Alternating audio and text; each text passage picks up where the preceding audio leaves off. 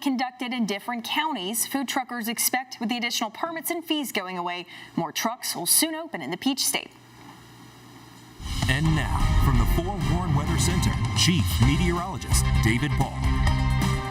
We are tracking an ongoing severe potential into the evening hours, and then another round for tomorrow morning, followed by some cooler air that's in sight for later in the week. Some changes ahead. It's warm, it's humid outside of this hour. It's 71 in Ozark and Abbeville, 72 in Dothan. Lots of warm, humid air coming in from the Gulf of Mexico. The whole eastern part of the country looking more like, say, late February, early March than the early part of January. Cold air back here will eventually kind of ease in by late this week, but the warm, humid air for now producing some showers and storms. Really scattered activity in place today. Some locally heavy downpours and pockets of rotation that we've been watching for a while. That threat is shifting though northward and eastward as we head into the evening hours, so the severe threat in the short term will be going down hour by hour. That said, some stronger cells here in the northern part of Barber County, moving off to the north end to the east of our area. Still some rotation there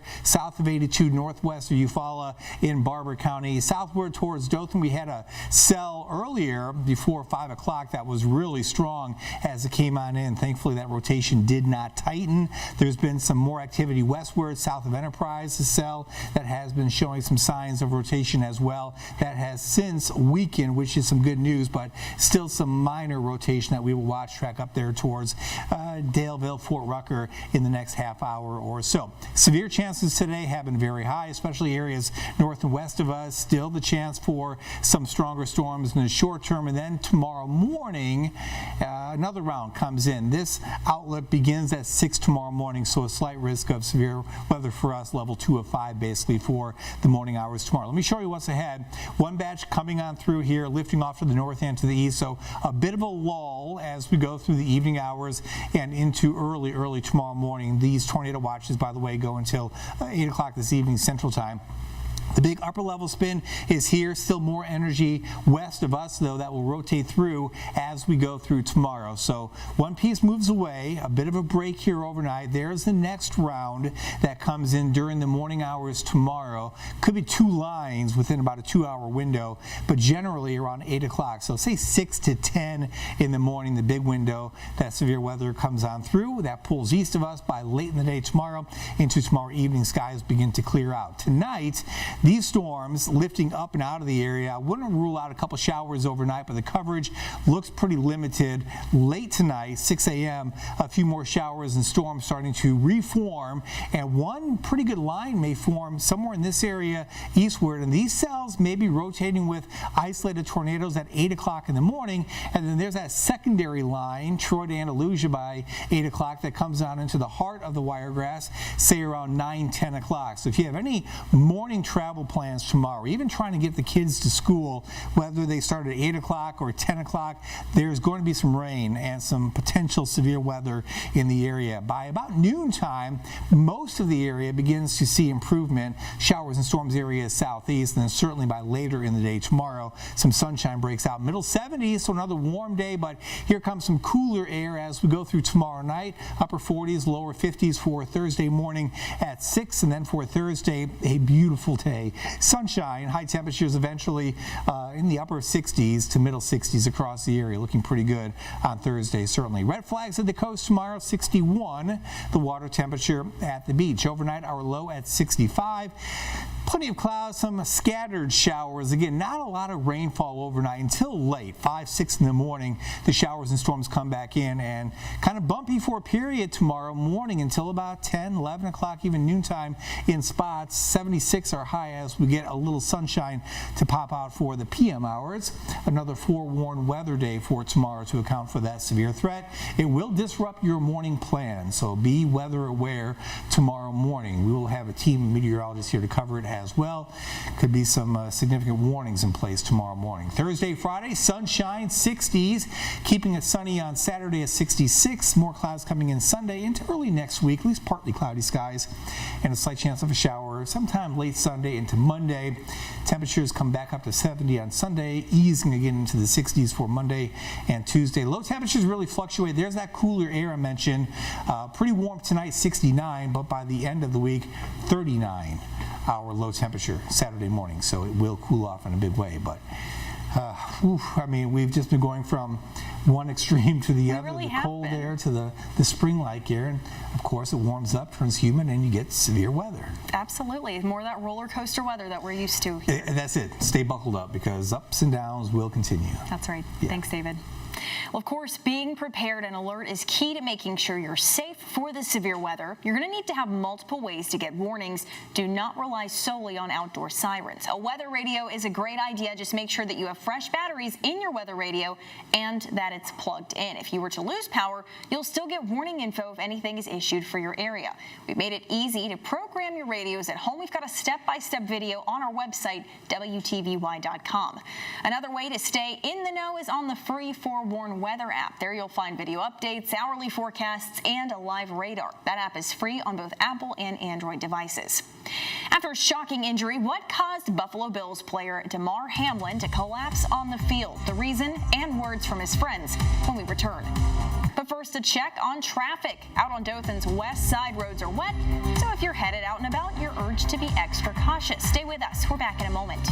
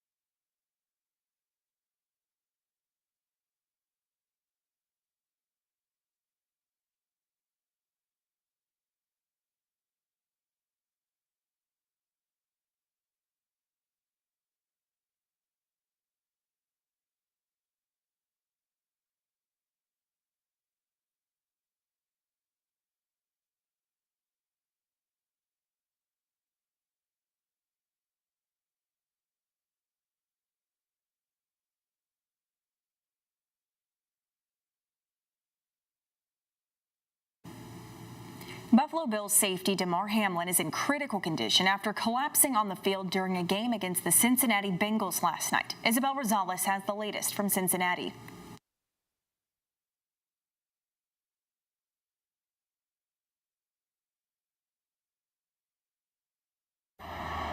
Horrifying moments unfolding in Paycor Stadium as the Buffalo Bills face off against the Cincinnati Bengals Monday night.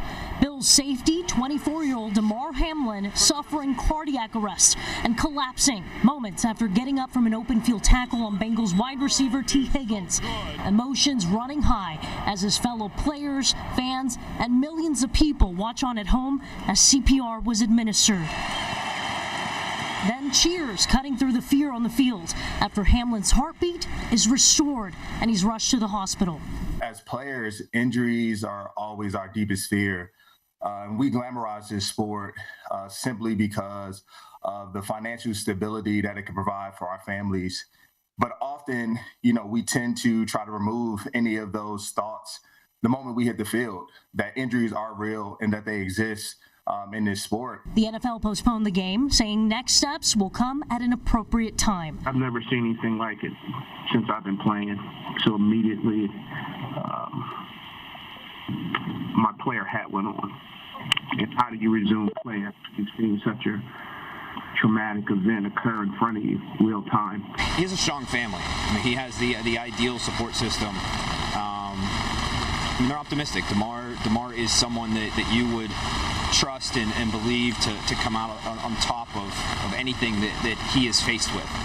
In Cincinnati, I'm Isabel Rosales for your Hometown News Leader. It's a hard thing to watch. Yeah. And, they mentioned that the NFL did postpone the game, but it was ultimately the players that linked arms and said, we're not going to continue playing after something so scary happened right they on say, the field. 5 minutes, get ready to play in 5 minutes, and then all of a sudden an hour had passed, and it was obviously the game was secondary to what was happening, on the field and in the hospital. What a weekend of football. It was a great weekend of football that ends on a very sour note last night. It does. So more football ahead and more severe weather ahead, too. Absolutely. Yeah, we're watching that threat. There's one round coming on through now. Tornado watches continue until 8 o'clock, but that threat kind of shifting northward and eastward for now. More storms westward. They come in tomorrow morning. So this evening, still the chance for some rotating storms. Temperatures in the 70s. Overnight, 69. Tomorrow, 76. Another forewarned weather day. Showers and storms likely, say 6 to about 11 a.m. Pretty rough in spots for a period tomorrow. And then sunshine Thursday, Friday, Saturday. More clouds coming in on Sunday, looking good at that point. Cooler. We just got to make it to the weekend. That's right. We'll get there. All right. Well, that is a wrap for 5. We'll see you at 6.